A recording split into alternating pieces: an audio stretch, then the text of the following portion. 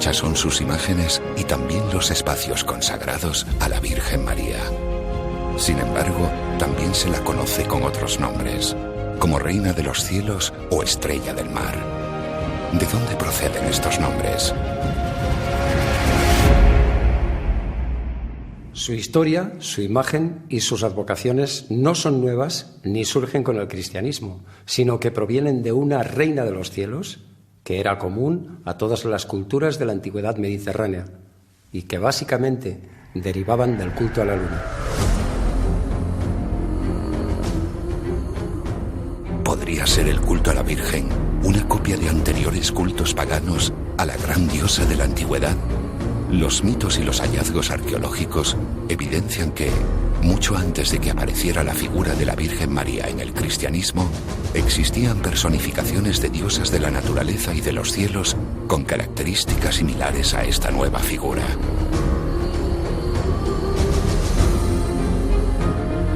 ¿Quién es y qué representa la Virgen? ¿Cómo surge el culto a María? Entre tantas variantes y advocaciones, hay una de peculiares características: la Virgen con el niño en brazos, ambos de piel morena.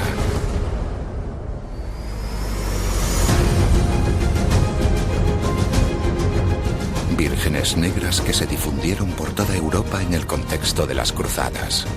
¿Se volvieron negras por el humo de las velas, afirman, o por el contrario, encierran un profundo significado espiritual?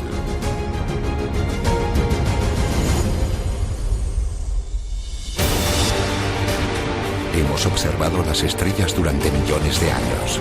Se han sucedido guerras. Han nacido y han perecido civilizaciones, culturas y religiones. Un mundo cambiante bajo un eterno cielo. Sabios, sacerdotes, astrólogos, alquimistas han intentado descifrar el gran enigma que se oculta bajo las estrellas. Ha llegado el momento de mirar hacia arriba.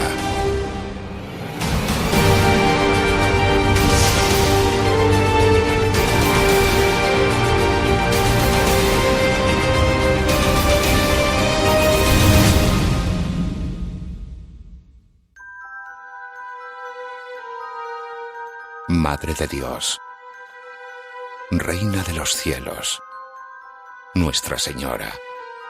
Apelaciones comunes para referirse a la Virgen María. ¿De dónde proceden estos nombres?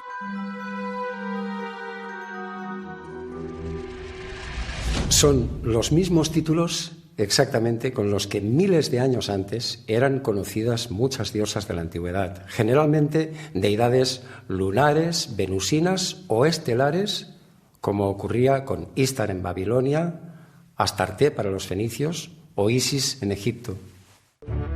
¿Ostenta la Virgen el mismo título que ya tenían antiguas diosas paganas? ¿Era Asera la encarnación de una diosa lunar? Según la Biblia, Asera fue adorada hasta por el propio Salomón. El culto al dios El y a su esposa Asera estuvo presente durante largo tiempo. Yahvé advierte a Salomón que sería desposeído del reino en la generación de su hijo, pues se creía que la adopción de costumbres extranjeras traería calamidades sobre Israel. ¿Cómo y desde cuándo pasa la Virgen a ser motivo de culto?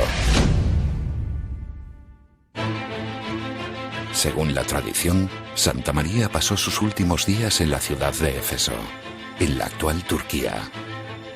La primera vez que la Iglesia se pronuncia sobre la Virgen María fue de forma impositiva o con amenazas punitivas en el Concilio de Éfeso, en el año 431 después de Cristo.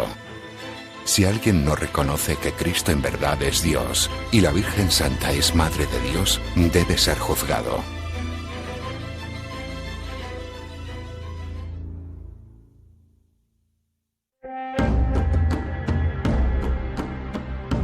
Éfeso era uno de los lugares de peregrinación más importantes de la antigüedad. Un lugar sagrado en el que se veneraba a una piedra negra que cayó del cielo y que era custodiada por la diosa Diana en su templo.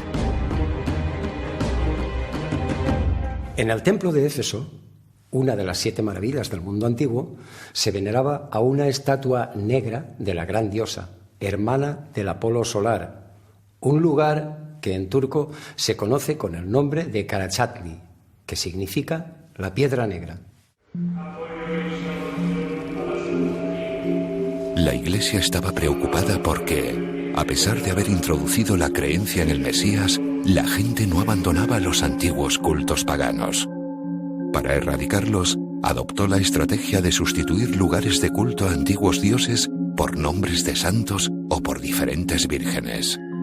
El cristianismo se vio obligado a adoptar muchos de los símbolos del culto pagano. ¿Cuándo y cómo pasa la Virgen a sustituir a las diosas lunares o estelares?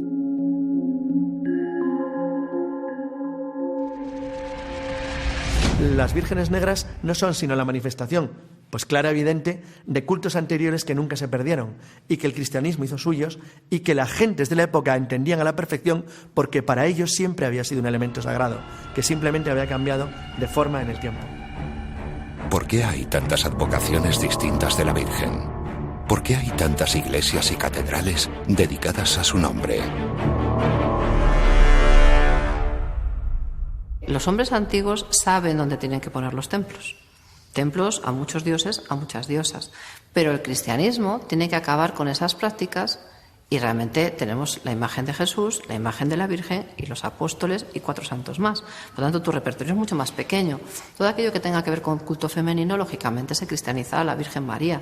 Es la respuesta normal del cristianismo a esos lugares de poder paganos, que es muy semejante a lo que pudo ocurrir cuando los españoles inician el descubrimiento y posterior conquista de América, ¿no? Tú te enfrentas a una cultura, la de los mayas, la de los aztecas, los incas, etcétera, y de repente tienes que convencer a esta gente pues, que dejen de adorar a Quetzalcóatl y adoren a Jesucristo.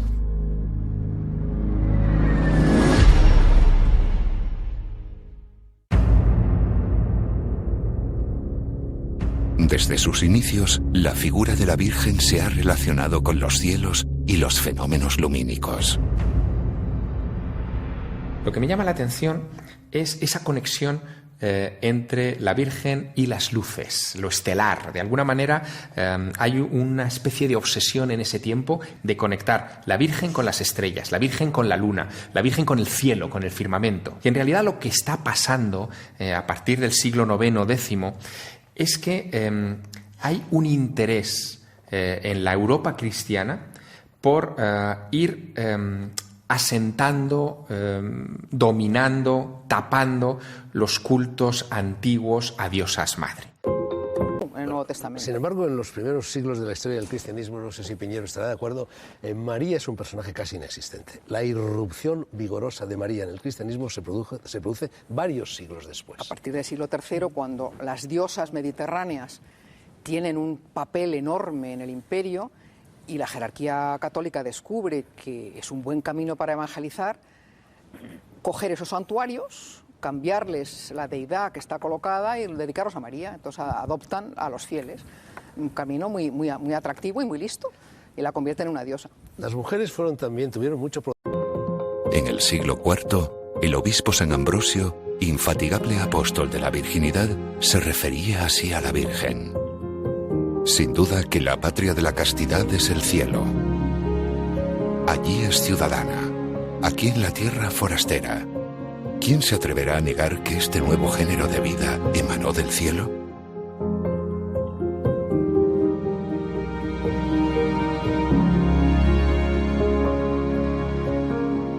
En Serradilla, Cáceres, hay un himno a la Virgen que dice así: Madre, en tu asunción gloriosa, te aclamamos con fervor.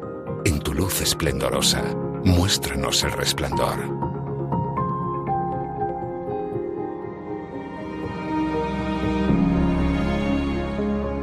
Resplandor, luz esplendorosa y otras expresiones similares son usuales al hablar de vírgenes. ¿Por qué? La luz de los astros, y especialmente de la luna, son frecuentes en todas las culturas y están representadas bajo numerosas personificaciones, pero muchas veces vienen camufladas bajo otras figuras. Es lo que ocurre con la Virgen María y el cristianismo. Es normal porque estos cultos lo que hicieron fue adaptar los primitivos cultos astrales de los que derivan prácticamente todas las religiones. Otras veces, con estrellas que sirvieron de guía a los marineros, como la famosa estrella Sirio, que representaba a la diosa Isis. En el siglo XIII aún estaba muy clara la asociación de María con las estrellas. Decía San Bernardo en sus sermones: si se levantan las tempestades de tus pasiones, mira la estrella, invoca a María. Si la sensualidad de tus sentidos quiere hundir la barca de tu espíritu, levanta los ojos de la fe, mira la estrella, invoca a María. Si el recuerdo de tus muchos pecados quiere lanzarte al abismo de la desesperación, lánzale una mirada a la estrella del cielo y rézale a la Madre de Dios.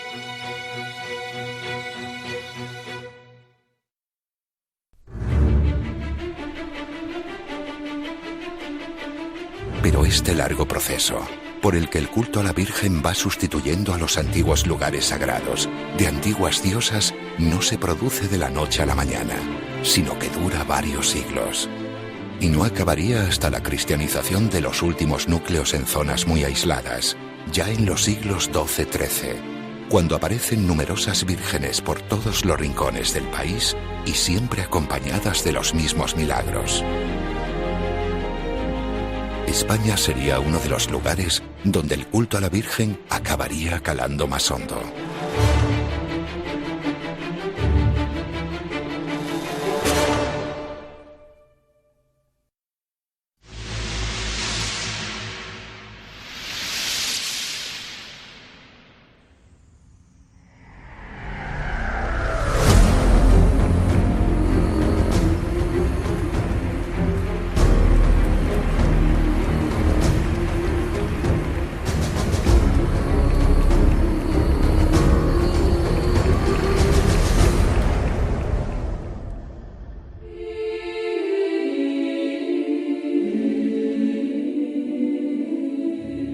En la Basílica Menor de Santa María de Elche se celebra todos los años la Asunción de la Virgen María, con una representación teatral que refleja tradiciones de los relatos apócrifos. Desde el siglo XV, un grupo de actores recrea la Dormición, Asunción y Coronación de la Madre de Dios.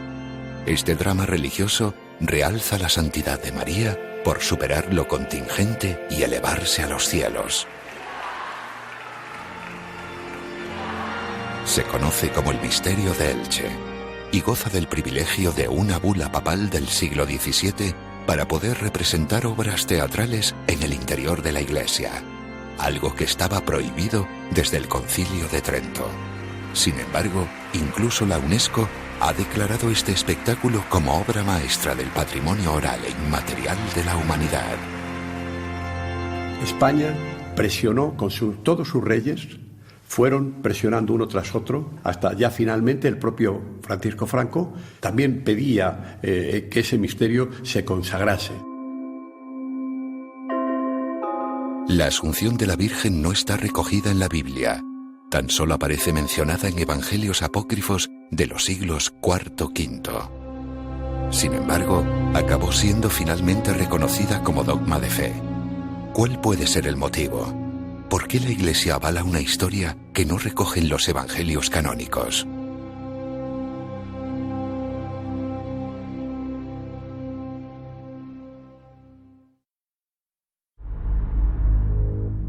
España es el país donde más arraigó el culto a la Virgen, hasta el punto de que el Papa Pío XII la llamó la Tierra de María Santísima.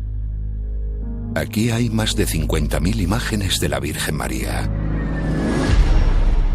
Pío XII tenía unos argumentarios muy importantes para decir que esta era la tierra de María Santísima. Naturalmente que era la tierra de María Santísima, porque en ninguna otra tierra se le ha tratado tan bien a María. Eso es evidente. De hecho, la Virgen se aparece por primera vez en carne mortal en Zaragoza, cuando le encomienda al apóstol Santiago la construcción de la Basílica del Pilar.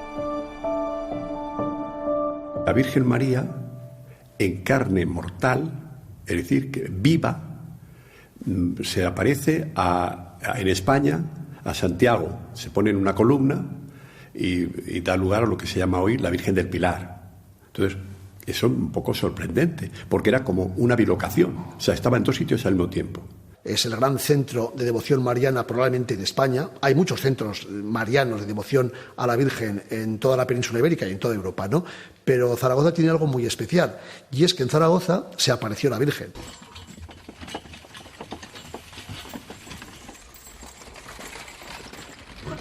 Siglos más tarde, reyes y gobernantes españoles presionaron para resaltar la importancia del culto mariano hasta el punto de hacerlo obligatorio. En el primer cuarto de siglo, del siglo XVII, ocurrió un hecho en la Universidad Española insólito y que no tiene ningún otro antecedente que yo conozca en cualquier otra universidad extranjera. Se pusieron de acuerdo las principales universidades para declarar el voto de sangre de la Inmaculada. Los estudiantes, si no hacían el voto de sangre, no podían ser arquitectos, no podían ser nada universitario. Otro dogma de fe sobre la Virgen es su Inmaculada Concepción. En España, el rey Bamba, en un concilio, ya dice que él es partidario de la Inmaculada. Por lo tanto, nosotros podemos decir que somos más papistas que el Papa, porque hemos ido muy por delante del Vaticano en todos los temas de la Virgen María, en todos los dogmas. La Inmaculada Concepción de María es dogma de fe desde 1854.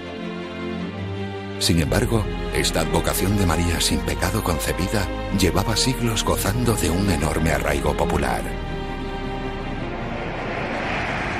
Durante todo el franquismo, Radio Nacional de España, la radio del Estado, paraba su programa si fuese necesario. Podían estar haciendo una retransmisión de fútbol o cualquier otra cosa.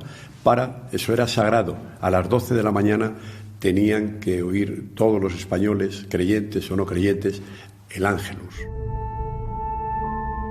Muchas fueron las imágenes que proliferaron durante el Barroco con el objetivo de adoctrinar y evangelizar a la población. Entre ellas, la Inmaculada de Murillo, donde vemos a la Virgen en la extraña acción de derramar leche de su seno directamente a la boca de San Bernardo. ¿Cómo surge esta creencia y de dónde procede?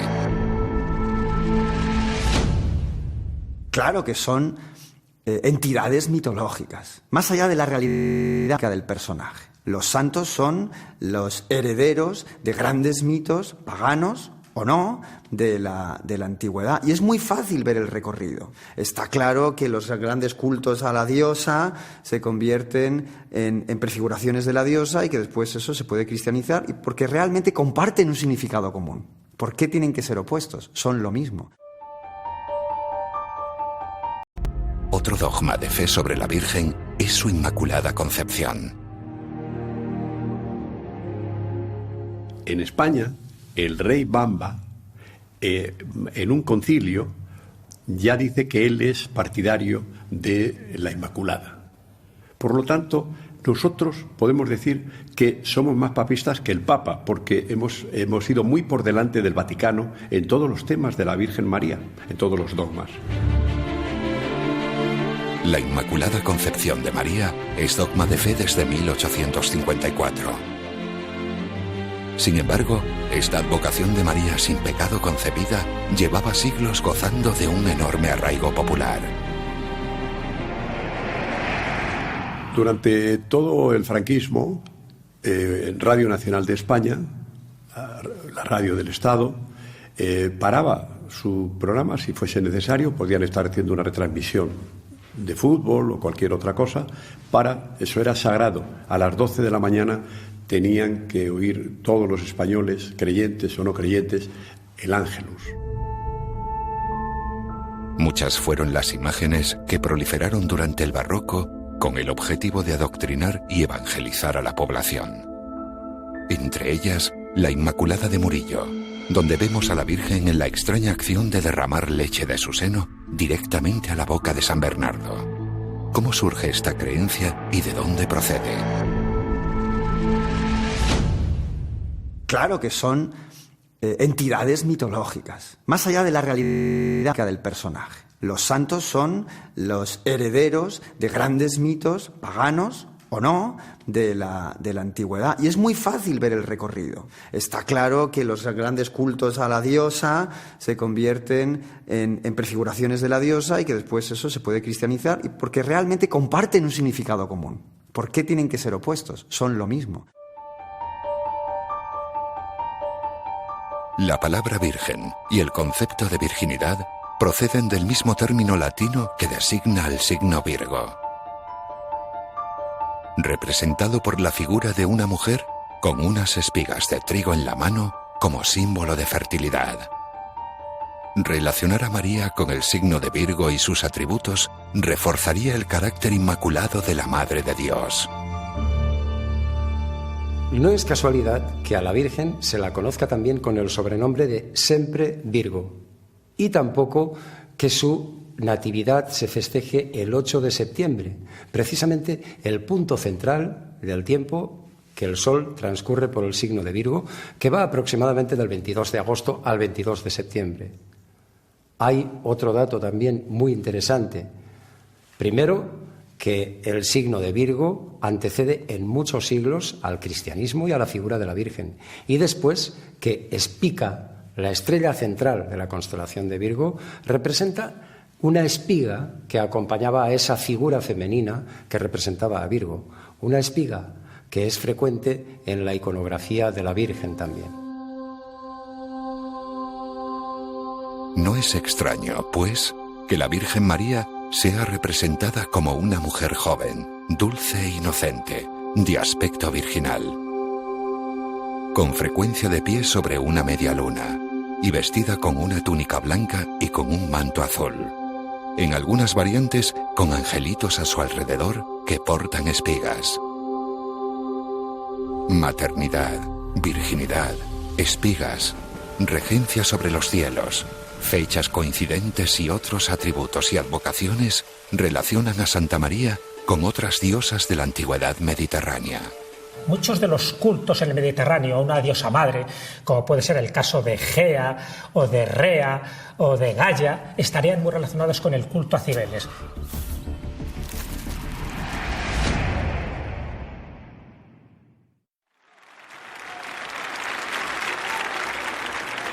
La evolución de culto a la Virgen María y el reconocimiento de los dogmas de fe a lo largo de 2 milenios evidencian cómo se ha adaptado al arraigo popular y cómo ha asumido elementos paganos para imponerse frente a otros credos.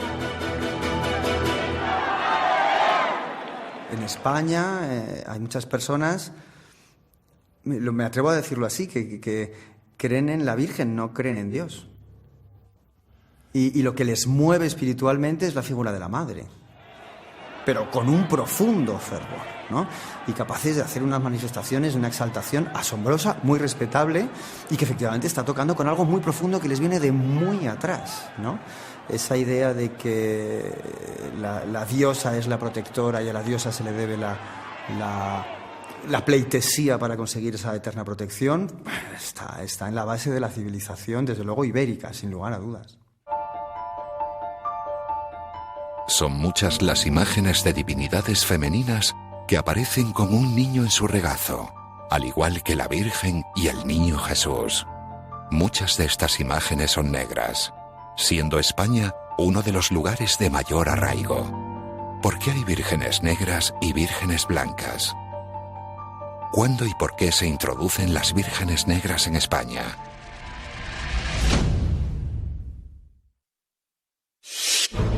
La Moreneta de Montserrat, Atocha, Guadalupe. Y así seguiríamos hasta nombrar las varias decenas de vírgenes negras que hay en España.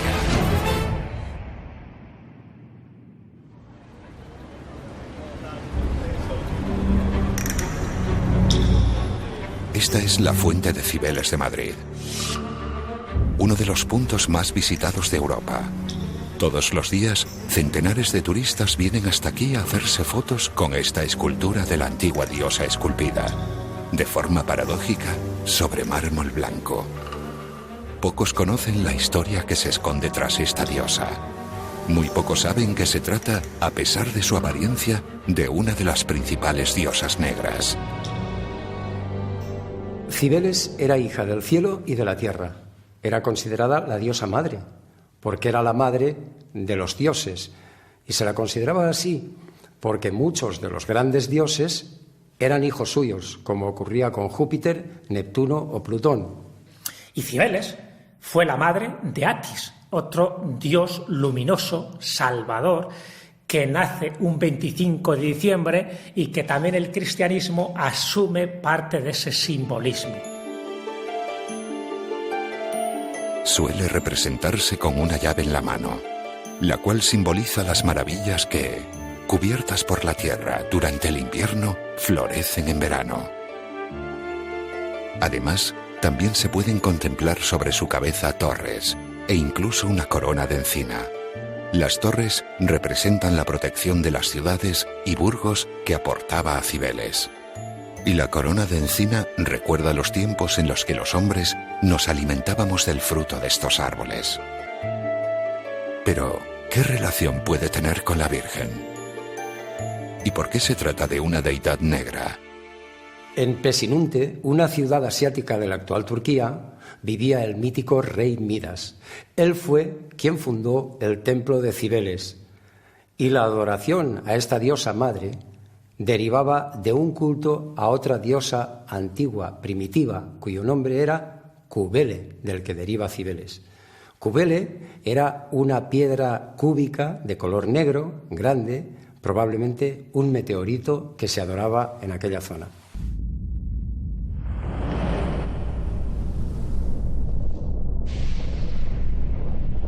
No era la primera vez que se veneraba a una piedra, y menos a una piedra negra. Pero aquella era muy especial. A finales del siglo III a.C., los romanos, en plenas guerras púnicas, decidieron consultar el oráculo de los libros sibilinos para ver cómo tener suerte para ganar la guerra. Fue a raíz de ello cuando se vieron en la necesidad de obtener los favores de la gran diosa. Para lo que fueron a Pesinunte, a traer aquella piedra negra o Magna Mater. Y la llevaron a Roma, donde construyeron el templo de Cibeles en la colina de la Victoria, en el Palatino, uno de los lugares más sagrados de la ciudad. Aunque era costumbre que las deidades antiguas quedaran fuera de la ciudad, se hizo una excepción. Todo esto parece que llega a Roma y que Roma luego lo exporta. Pero claro, la exportación del mito de la diosa Cibeles, entendida como la diosa romana, con ese carácter isíaco, Isis Cibeles la podemos llamar, a todos los lugares del imperio, no se hizo con el mismo éxito. En algunos sitios caló más y en otros caló menos. Y resulta que en nuestra península ibérica cala muchísimo más. Y cala muchísimo más por algo muy sencillo. Es porque ya había un culto semejante. Mucho tiempo después, en el siglo XVIII, buscando una protección especial para Madrid, el rey Carlos III ideó crear una imagen mitológica de la diosa Cibeles, sabedor del enorme poder talismánico de esta diosa negra.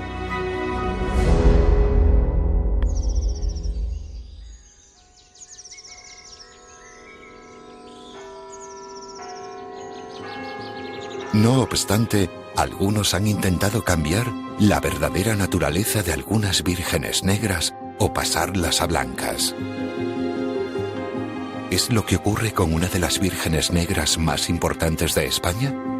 ¿Es este el caso de la Virgen de Montserrat, patrona de Cataluña y popularmente conocida con el significativo nombre de la Moreneta? El estudio más reciente que se ha llevado a cabo sobre la imagen, y yo creo no solo el más reciente, sino el primero que se hacía a este nivel de precisión, es del 2001. La conclusión a la que llegaba el estudio era que la Virgen había estado originalmente pintada en blanco, digamos en color piel blanco, pero que el blanco que se había usado para fabricar este color contenía plomo por el efecto del tiempo y de la climatología y de la abundancia de humo que había en la iglesia antigua de Montserrat, seguramente, porque la iglesia antigua de Montserrat era bastante pequeña y dicen las crónicas que era difícil respirar en ella por la abundancia de lámparas y de cirios. Este plomo se oxidó, no es que se ahumara, sino que se oxidó el plomo y por lo tanto la Virgen tomó un color oscuro. Sin embargo, la imagen que en la actualidad se venera es una talla románica del siglo XII, realizada en madera de álamo. Cuenta la leyenda que la talla original habría sido esculpida por San Lucas, posando la Virgen para él. Entonces, ¿por qué su nombre y por qué es oscura? Una leyenda pues muy similar a las que podemos encontrar para tantísimos santuarios de nuestro país y de todos los países. Quiero decir, son leyendas muy similares, generalmente pues con unos personajes bastante clásicos, pues el pastorcillo, o en algunos casos un buey, otras veces pues una oveja, otro animal, que encuentra o lleva al pastorcillo a encontrar milagrosamente la imagen. La imagen generalmente no quiere ser trasladada y se le construye allí un santuario. Esta es la leyenda clásica típica que encontramos en tantísimos santuarios. En realidad es un trasunto de las diosas madre, de la Gea romana, de las divinidades fecundadoras, de las que a partir de ellas surge la vida, las aguas. Por eso siempre hay una fuente cerca de este lugar de apariciones o de presencias virginales. Es decir, que de alguna forma se está cristianizando algo que viene de muy antiguo. Y Montserrat es, para mí, uno de los ejemplos clarísimos. Como ocurre con la moreneta, las vírgenes negras suelen tener una expresión hierática, majestuosa, con el busto erguido y mirada al frente. Suelen tener al niño Jesús sentado en su regazo, siempre sobre la rodilla izquierda.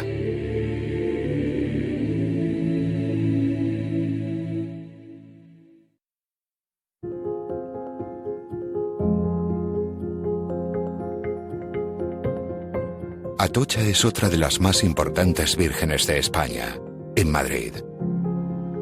La Virgen de Atocha tiene importancia, por una parte, para los madrileños, porque sería dentro de las tres vírgenes principales, es una de ellas, la otra sería la Virgen de la Soledad y la Virgen de la Almudena, pero tiene una característica la Virgen de Atocha, es posiblemente la imagen más antigua que hay en Madrid. Es una virgen negra con todas las características simbólicas que eso tiene, mide unos 60 centímetros, tiene al hijo en su regazo, tiene ese simbolismo de las vírgenes negras, ese simbolismo relacionado también con los templarios del siglo XII y ese simbolismo de que las vírgenes negras marcaban un lugar de poder, un lugar que fue muy reverenciado por los Austrias y por los Borbones y un lugar que a día de hoy pues se sigue considerando como un lugar mágico, como un lugar misterioso y por supuesto como un lugar muy cristiano, muy católico. Muchas veces tenemos miedo a los movimientos un poquito fanáticos, ¿no? Uno va a ver lo que ocurre en el Rocío, uno va a ver incluso en Montserrat, que es un poquito más controlado, pero lo que debió ocurrir en Madrid con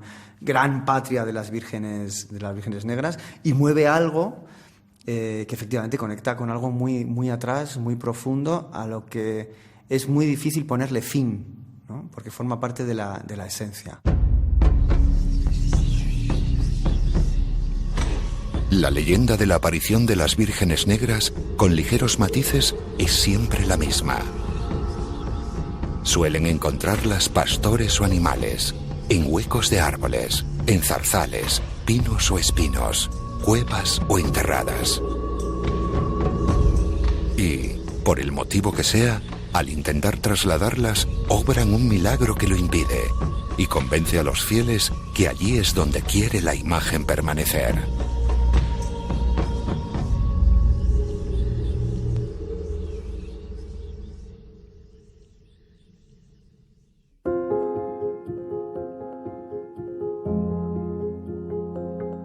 Es lo que sucede con la Virgen de Guadalupe en Extremadura, una de las vírgenes negras más importantes de España y que goza también de una espectacular devoción en México. no es tanto la tonalidad, el color de esa Virgen negra, sino dónde estaba colocada. Posiblemente eran balizas que estaban señalando que ese sitio era importante, que era un lugar de iniciación o que se conservaba algún secreto de cierta trascendencia en el siglo XII, siglo XIII.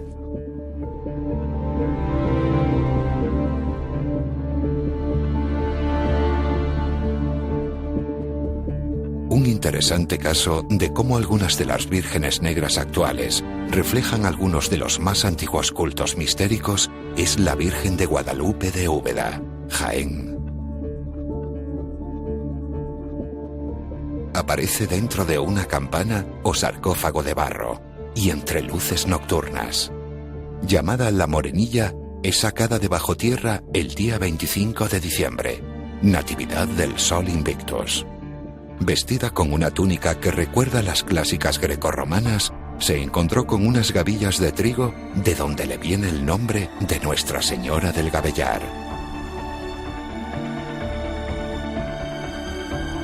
El pueblo de Úbeda la nombró protectora de los campos y la agricultura. ¿Por qué extraña razón pasa esta Virgen de Guadalupe 6 meses en un sitio y 6 en otro?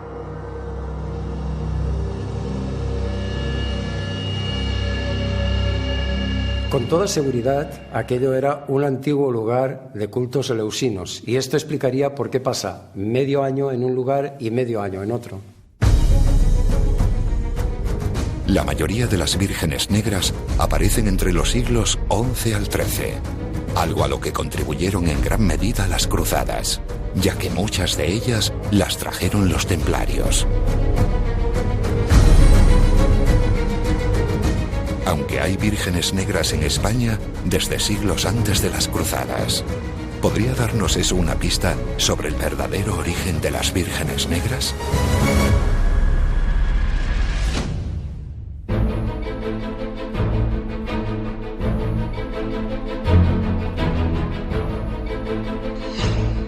París es una de las ciudades más visitadas del mundo, pero son pocos los que conocen de dónde procede su nombre. París se erigió en honor a la diosa egipcia Isis, en francés Par-Isis, es decir, por Isis, y de ahí París. Muchas de las construcciones de París contienen simbología de esta divinidad que pervivió durante siglos a través de sociedades secretas como templarios, rosacruces y masones. Robespierre encargó una fuente de la regeneración centrada en Isis. El propio Napoleón tuvo una fijación especial con Egipto, donde realizó algunas de sus más famosas incursiones. ¿Quién fue Isis? ¿Por qué tuvo tanta importancia y de dónde procede su veneración? ¿Por qué se asociaba a Isis con la estrella Sirio? Sirio es la estrella más brillante del firmamento boreal, y cada vez que aparecía por el horizonte este, justo antes de la salida del sol, traía la inundación del Nilo y por tanto la fertilidad de las tierras. Eso representaba la fecundidad, la vida y el orden en la tierra. Era normal que los egipcios esperaran anhelantes año tras año su aparición y que la adorasen.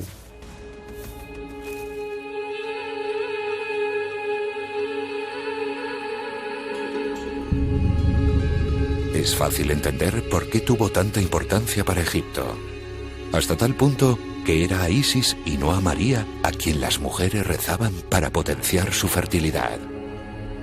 Los primeros cristianos eran conscientes de que gran parte de la iconografía de la Virgen María provenía de Isis, la principal diosa de Egipto, hasta tal punto que durante muchos siglos a las vírgenes negras se las conocía también como vírgenes egipcias.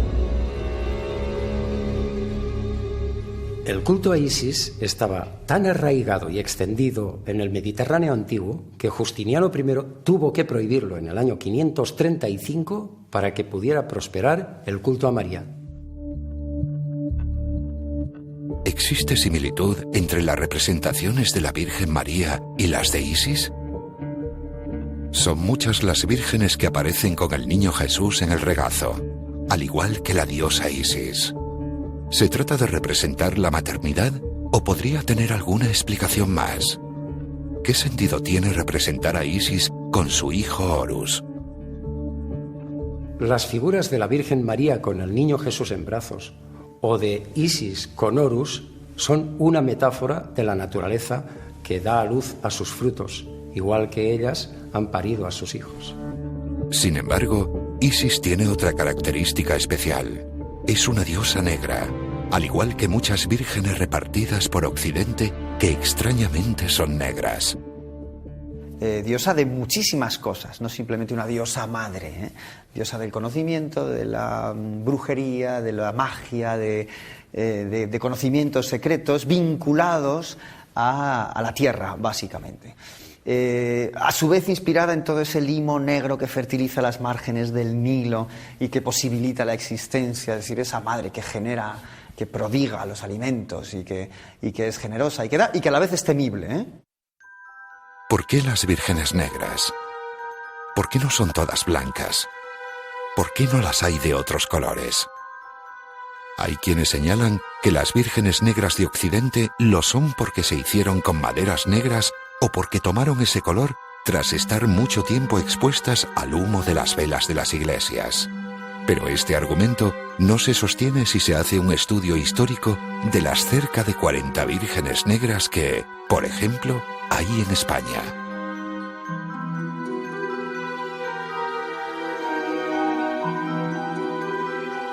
¿Podrían las vírgenes negras derivar del antiguo culto a Isis? La religión cristiana que se iba imponiendo sobre los territorios paganos tenía la tendencia de no eliminar los lugares sagrados, sino de convertirlos, es decir, hacerlos parte de tu patrimonio.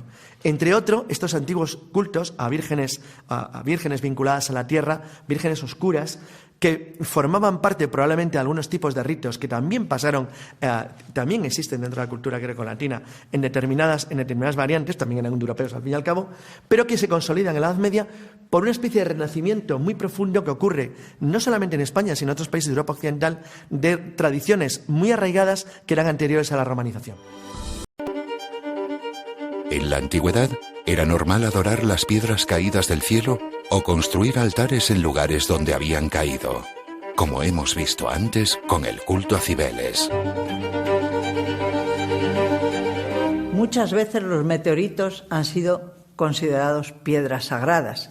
Eran lo que algunos han denominado lapidum exili, piedras que proceden de fuera de la tierra, piedras celestes que están aquí como exiladas y que tenían virtudes curativas, representaba la divinidad, etc. Al fin y al cabo, representaban una señal de los cielos y además eran piedras con propiedades especiales. Pero ¿cómo se explicaría que hubiera vírgenes blancas y vírgenes negras? Lo de blanco y negro, desgraciadamente, hoy tiene una connotación, ¿no? Parece que la luz es buena y la sombra es mala, que lo blanco es mejor que lo negro. Eso no siempre ha sido así, esa visión maniquea de las cosas, ¿no? Lo negro tiene que ver con lo que no puedo comprender del todo, con lo que me supera, con lo misterioso, pero que necesito porque forma parte de mi aprendizaje. Entonces son diosas que, más allá de su representación natural, custodian un conocimiento. Pero la razón fundamental de que existan vírgenes negras se debe a la luna. Hay que tener en cuenta que la luna era el astro por el que se regían las vidas de las personas durante milenios. Era la que marcaba el calendario y la que era venerada de un modo especial. Y hay dos fases especialmente importantes en el ciclo lunar. La luna llena, o la que está plena de luz, y la luna nueva, o la luna oscura. De ahí que haya vírgenes blancas y vírgenes negras. Las vírgenes blancas, además, normalmente aparecen de una manera resplandeciente, con rayos de luz, muy vistosas siempre, muy iluminadas, asociadas siempre a la luz. Mientras que las vírgenes negras suelen aparecerse, y no es casualidad, en pozos, criptas, cuevas y lugares, en definitiva, que pertenecen al astro nocturno. La historia nos demuestra que las vírgenes negras entrañan un especial poder, algún tipo de protección muy especial. Al menos así lo creyeron los romanos cuando fueron a por la gran piedra negra a Asia. y les fue bien al vencer en las guerras púnicas. Así lo consideró también el rey Carlos III al mandar construir la estatua de Cibeles, que también parece haber actuado como talismán para Madrid. Podría ser ese el motivo por el que el Papa Juan Pablo II fue un fervoroso devoto de la Virgen Negra de Częstochowa. Por todos nosotros, intercediendo incluso en los asuntos más pequeños. Por eso se merece todo un mes en su honor. O sea que el culto que debe ser dado a Dios es dado a María. Una vez más, no a la auténtica María, Madre de Jesús, sino a Satanás. ¿Que tenéis dudas? Pues mirad las conferencias anteriores. Ya veréis si no hay datos al respecto. Pero los pobres católicos, que pueden ser muy sinceros, están siendo engañados desde hace siglos. Siglos. Y lo peor es que muchos, cuando ven esto, se enfadan. En vez de decir, me han engañado, y reaccionar, y cambiar, y aceptar la verdad, se ponen a ir contra el que presenta las cosas, porque el mensaje les molesta. Y lo presente quien lo presente, pues van a ir a por él. Pero la verdad es la que es. No podemos cambiarla. Y además, reconocido por ellos. En fin, que los sinceros salgan de Babilonia. Dios lo dice claramente en Apocalipsis. Mensaje de los 3 ángeles. Salid de Babilonia, ¿no? Pues ¿a qué esperáis? Ya va siendo hora que lo hagáis. Os jugáis la salvación.